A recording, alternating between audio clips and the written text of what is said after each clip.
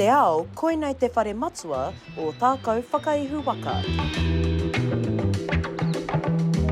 Heoi, mo tēnei wiki, ko huri tēnei hei whare pahiko.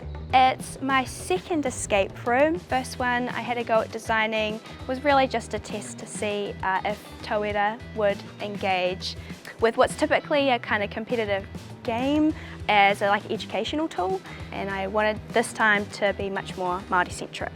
E kōkiri tonu ana ngā kaupapa o te wiki o te reo Māori ki roto o tipoti. Me te mea hoki, ko huri ēnei kaimahi no Ōtākou Whakaihu Waka hei kaiārohi mo tēnei kēmu whakahirahira.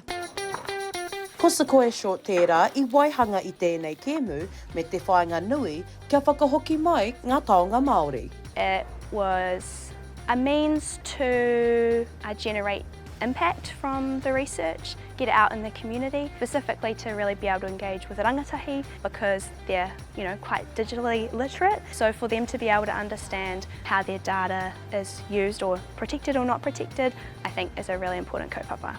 Nā runga I te whakauru o te ao Māori ki te kēmu, nāna ngā tapu I waihanga. I think the whare nui are kind of the crown and glory, but it's really visual and people love that you can touch, feel, interact with it.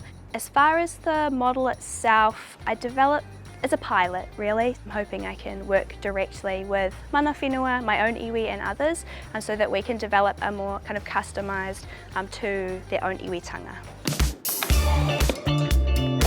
Heoi, ko tae mai ētahi kaimahi ki te whakamātau I te kēmu. I think it's all challenging, to be honest. I think you have to be a logical thinker. We're incredibly lucky here at Ōtākou Whakaihu Waka because we do get lots of opportunities for professional development to help improve our te reo and tikanga Māori. It was really cool to have something that's actually unique to Aotearoa, so rather than you do an escape room and it's kind of like you're on a pirate ship and you need to find the treasure. It was just really cool to have things that were just relevant to all of us.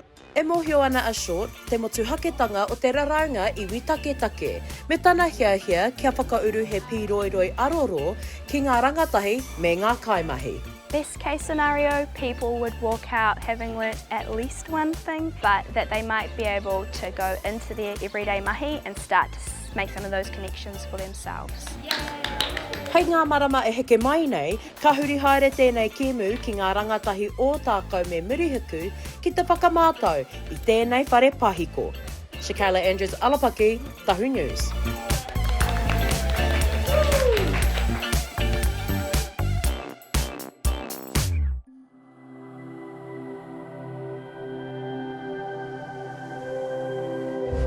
Ko te reo, te take.